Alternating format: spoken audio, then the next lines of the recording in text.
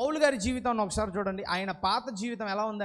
ఆయన పాత జీవితం ఏంటి తెలుసా? నాకు అనిపించింది, పౌలు గారు సౌలు గారిగా ఉన్నప్పుడు క్రీస్తును ఆరాధించేవారిని, క్రీస్తును ప్రేమించేవారిని, క్రీస్తుకు ప్రార్థించేవారిని, యేసయ్యను అంగీకరించిన వారిని చంపడానికి కంకణం కట్టుకున్నాడు. ఎవరు? ఈ యొక్క అపోస్తులైన పౌలుగా పిలువబడుతున్నటువంటి సౌలు ఏమంటారు, కంకణం కట్టుకున్నాడు. యేసుక్రీస్తు ప్రభువారిని ఎవరైతే ఆరాధిస్తారో వారిని చంపాలి, వారిని జైల్లో పెట్టాలి అని కంకణం తీసుకున్నాడు. తెలుసా ఆఖరికి ఎలా మారాడో తెలుసా? ఆయన దేవుణ్ణి ఆరాధించి యేసయ్యను ఆరాధించే వారిని చంపాలి అనుకున్నాడు. యేసయ్య కోసం సావడానికి రెడీ అయ్యాడు. దేవునికి స్తోత్రం కలుగును గాక. He want to kill someone who worship Jesus, but he prepared to die for the Jesus. చంపాలనుకున్నాడు, చావడానికి సిద్ధపడ్డాడు దేవుని కోసం. ఒకసారి బైబిల్ గ్రంథం ఉన్నటువంటి వారు చూడండి, ఫిలిప్పీలకు రాసినటువంటి అపోస్తుల కార్యములు 9వ అధ్యాయము 1-2 వచనాలు. Acts chapter 9 and verse 1 and 2. సౌలు ఇంకను ప్రభు యొక్క శిష్యులలో బెదిరించుటకును హత్య చేయుటకును తనకు ప్రాణాధారమైనట్టుగా ప్రధాన యాజకుని యొద్దకు వెళ్ళి ఈ మార్గమందున్న మనుషులనైనను స్త్రీలనైనను కనుగొనిన ఎడల వారిని బంధించి యెరూషలేమునకు తీసుకొని వచ్చుటకు దమస్కులోని సమాజముల వారికి పత్రికలిమ్మని అడిగెను. ఆడ ఒక మాట ఉంటుంది చూసారా, క్రీస్తును ఆరాధించే వారిని, క్రీస్తును ప్రేమించే వారిని చంపడం ఆయనకి ఎలా ఉందంట? ప్రాణాధారమైనట్టు. అంటే ఏంటి? అది చెయ్యకపోతే నేను సచ్చినట్టేరా లెక్క అంటారే, ఆ కైండ్ ఆఫ్గా పెట్టుకున్నాడంట ఆయన తీర్మానం. అయితే ఒకసారి చూడండి, ఫిలిప్పీలకు రాసినటువంటి పత్రిక 1వ అధ్యాయము 21వ వచనం. అదే సౌలు గారు పౌలు గారిగా మారిన తర్వాత యేసయ్యను ఆయన ఇదే ఇక్కడ మనం రాసాం కదా, ఏమంటారు, అపోస్తుల కార్యము 9వ అధ్యాయం 1-2 వచనాల్లో మనం చదివాంగా. ఆ యొక్క పత్రికలు తీసుకొని ఆయన దమస్కు మార్గములో వెళ్ళేటప్పుడు యేసు ప్రభు వారు అడ్డం పడతాడు అనమాట. సౌలా, నువ్వెందుకనయ్యా నాకు ఎదురు తిరుగుతున్నావు అని అడుగుతాడు. ఏమంటారు, ఆయన నువ్వెవడివి అని అడుగుతాడు. అయితే ఆ డిస్కషన్ అయినప్పుడు ఆయన కళ్ళు ఏమంటారు కనపడకుండా గుడ్డివాడు అవుతాడు అనమాట. ఎప్పుడైతే దేవుడు యేసయ్య ఒక ప్రవక్తను పంపించేసి ఆయన కళ్ళను తెరుస్తాడో అప్పటి నుంచి సౌలు గారు పౌలు గారిగా మారి దేవుని కోసం బ్రతకడం మొదలుపెట్టి ఆయన మాట్లాడుతున్న మాట చూడండి. ఫిలిప్పీలకు రాసిన పత్రిక 1వ అధ్యాయం 21వ వచనం. నా మట్టుకైతే బ్రతుకుట క్రీస్తే, చావైతే లాభము. హల్లెలూయా. ఆయన ఏమంటున్నాడు? ప్రాణాధారమైనట్టుగా క్రీస్తును ఆరాధించే వారిని చంపాలనుకున్న అదే పౌలు గారు ఏమంటున్నాడు ఇక్కడ? నా మట్టుకైతే బ్రతుకుట క్రీస్తే, చావైతే లాభము. దేవునికి స్తోత్రం కలుగును గాక. ఆయన జీవితాన్ని చూసారా? It was turned a lot.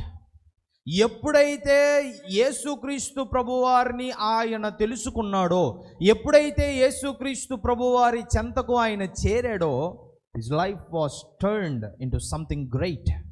చాలా గొప్పగా ఆయన జీవితం మారింది. ఏమండి, ఒక మాట నేను అడుగుతానండి. పౌలు గారిగా మారిన సౌలు గారు గనక దేవుణ్ణి అంగీకరించకుండా, ఆయన పౌలు గారిగా మారకుండా, సువార్త చేయకుండా, పత్రికలు రాయకుండా ఉంటే he was no one for us. ఆయన ఎవడో మనకి, అవునా? ఇప్పుడు మనం మాట్లాడుతున్న పౌలు గారు గనక పౌలు గారిగా మారకుండా సౌలు జీవితాన్ని బ్రతికి చనిపోయి ఉంటే ఆయన ఎవరో మనకు తెలియదు.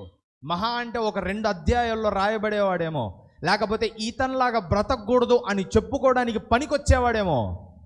కానీ యేసయ్య దగ్గరకు వచ్చిన తర్వాత, యేసయ్యను నమ్మిన తర్వాత, యేసయ్య కోసం బ్రతకడం మొదలుపెట్టిన తర్వాత ఆయన జీవితం అనేది నూతనంగా మారింది. దేవునికి స్తోత్రం కలుగును గాక. Now his life motivates us, inspires us.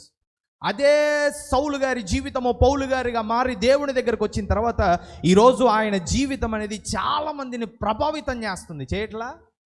అరే పౌలులాగా బ్రతకాలరా అనేటువంటి మాటలు వస్తూ ఉంటాయి. పౌలు గారు మాట్లాడినట్టు ఒక మాట మాట్లాడగలగాలి అంతిమ దినాలలో అనేటువంటి ఆశ కలుగుతూ ఉంది. అగ్రిప్ప రాజు మాట్లాడతాడు అన్నమాట పౌలు గారితో. ఏమంటాడు? ఏంటి నన్ను అంత ఈజీగా క్రైస్తవుని చేసేద్దాం అనుకుంటున్నావా అంటే ఏంటి? ఆయన యొక్క జీవితం అనేది మోటివేట్ చేస్తూ ఉంది. ఆయన యొక్క జీవితం అనేది ఇన్స్పైర్ చేస్తూ ఉంది. గుర్తుపెట్టుకోండి, పౌలు గారు దేవుని దగ్గరికి రానంత వరకు ఆయన జీవితం బాగోలా. ఆయనను అసహించుకున్న వారు ఎందరో, ఆయన్ని ద్వేషించిన వారు ఎందరో, ఆయన కంట పడకూడదని ఆశించిన వారు ఎందరో. కానీ తెలుసా, యేసయ్యను నమ్ముకున్న తర్వాత పౌలు గారు ఒక ప్రాంతానికి వస్తే సంఘమంతా కూడా ఆయనను మరలా చూడలేమేమో, ఆయనను దేవుడు ఎక్కడెక్కడికో నడిపిస్తూ ఉన్నాడు, ఆయన కనీసం చూడాలని అందరూ కలిసి వెళ్ళారంట. ఆయన జీవితం ఎలా అయింది? ఈవెన్ గమనించారా, ఇదే పౌలు గారు మన యొక్క కొత్త నిబంధనలో 13 పుస్తకాలను ఆయన రాశాడు. అవునా? He was no one until he meet Christ, until he met Christ. దేవుని యేసయ్యను ఏమంటారు, యేసయ్య దగ్గరికి ఆయన వచ్చేంత వరకు ఆయన ఎవరో, కానీ యేసయ్య దగ్గరికి వచ్చాక 13 పుస్తకాలు ఈరోజు ఆయన బైబిల్ గ్రంథంలో నూతన నిబంధనలో రాశాడు. గమనించండి, ఈరోజు నీ జీవితం కూడా అంతేనండి.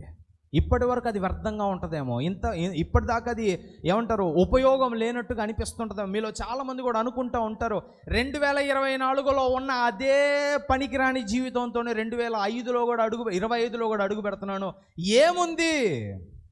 Yes, if you entered into 2025 alone there is nothing, but if you enter with Christ there is everything. ఈరోజు యేసయ్యతో కనుక నువ్వు అడుగు పెడితే సమస్తము ఉన్నట్టే. దేవునికి స్తోత్రం కలుగునుగాక. అపోస్తులైనటువంటి పౌలు గారి జీవితం ఎలాగైతే మోటివేట్ చేస్తూ ఉందో, ఎలాగైతే మనల్ని ప్రభావితం చేస్తూ ఉందో, ఈరోజు గుర్తుపెట్టుకో, నువ్వు యేసయ్య దగ్గరికి వస్తే, నువ్వు నిజంగా నీ బ్రతుకును మార్చుకుంటే, నువ్వు నిజంగా నీ జీవితాన్ని మార్చుకుంటే, నువ్వు నిజంగా నీ యొక్క ప్రవర్తనను మార్చుకొని దేవుని దగ్గరికి వస్తే, ఎంతవరకు నిరుపయోగంగా కనపడిన నీ జీవితాన్ని దేవుడు సారవంతంగా మారుస్తాడు. హల్లెలూయా. ఎంతవరకు చూసిన వారందరూ అరే వాడి జీవితం వ్యర్థమన్న అదే జనాలు ఈరోజు బ్రతుకు తేతనలాగా బ్రతకాలి అని అంటారు. ఆమేన్. ఇంతవరకు అసహించుకున్న అదే సమాజము నిన్ను పొగుడుతుంది. ఆమేన్. ఎందుకంటే దేవుడు పడిపోయిన చోట లేపి నిలబడతాడు. దేవుడు కూలిపోయిన మన జీవితాన్ని తిరిగి కట్టగలడు. When you surrender your life to God, దేవునికి నీ జీవితాన్ని నువ్వు ఇచ్చినప్పుడు ఆయన తిరిగి కడతాడు. ఆమేన్. తెలుసా, నువ్వు గనక దేవుని దగ్గరకు వస్తే, ఈరోజు నీ జీవితాన్ని గనక దేవునికి అర్పించుకుంటే, ఈరోజు 2025 మొదలైంది. తెలుసా, నిన్న మొన్న ఎలా ఉంది? 2025లోకి అడుగు పెడుతున్నాం. అడుగు పెట్టి ఎన్ని గంటలో దాటింది? అవునా కదా? అడుగు పెట్టి ఎన్నో అవర్స్ దాటింది? 1 2 3 4 5 6 7 8 9 10 11 12.5 hours దాటింది. 12.5 గంటలు 2025లో అయిపోయాయి. And more will be completed. ఇంకా ఎన్నో అయిపోతాయి. ఇది గుర్తుపెట్టుకోండి. ఈరోజు దేవుని దగ్గరికి రా. This is the time you need to surrender your life to God. ఈరోజు నీ జీవితాన్ని నువ్వు దేవునికి ఇచ్చుకుంటే, ఈరోజు నీ జీవితాన్ని నువ్వు యేసయ్యకి ఇచ్చుకుంటే, గుర్తుపెట్టుకోండి, God will turn your life into a motivation. God will turn your life into a inspiration. దేవుడు నీ జీవితాన్ని నీ తోటి వారికి, నీ స్నేహితులకు, నీ బంధుమిత్రులకు, నీ కుటుంబానికి, నిన్ను ద్వేషించిన వారికి కూడా నీ జీవితాన్ని బట్టి వారిలో యేసయ్య మీద ప్రేమను కలగజేస్తాడు. వారి జీవితాన్ని ప్రభావితము చేస్తాడు దేవుని దగ్గరికి రావడానికి. ఆమేన్. If you surrender your life. పౌలు గారు చూడండి, దేవుడికి ఆయన జీవితాన్ని అర్పించుకున్నప్పుడు, నేను సౌలు అనేటువంటి వర్డ్ వాడట్లా, కన్ఫ్యూజన్ వస్తుందని, నేను పౌలు అనే వర్డే వాడుతున్నాను, దయచేసి అర్థం చేసుకోండి. పౌలు గారు ఎప్పుడైతే ఆయన జీవితాన్ని దేవునికి ఇచ్చుకున్నాడో, ఆ రోజు నుంచి దేవుడు ఆయన జీవితాన్ని ఎలా వాడుకున్నాడో తెలుసా? దేవుని దగ్గరికి వేలాది మంది నడవడానికి పౌలు గారిని చూసి ఇన్స్పైర్ అయ్యేలాగా చేశాడు. ఈరోజు నీ జీవితాన్ని నువ్వు దేవునికి ఇస్తే, నీ జీవితాన్ని వాడుకొని కూడా దేవుడు ఏం చేస్తాడో తెలుసా? నీ తోటి వారిని బలపరుస్తాడు, నీ తోటి వారిని ఆయన దగ్గరకు నడిపిస్తాడు, నీ తోటి వారిని దీవెనలోకి నడిపిస్తాడు. Be a inspiration. If you want be a inspiration, you need to come to God. దేవుని దగ్గరికి రావాలి నువ్వు ఇన్స్పిరేషన్గా ఉండాలి అంటే.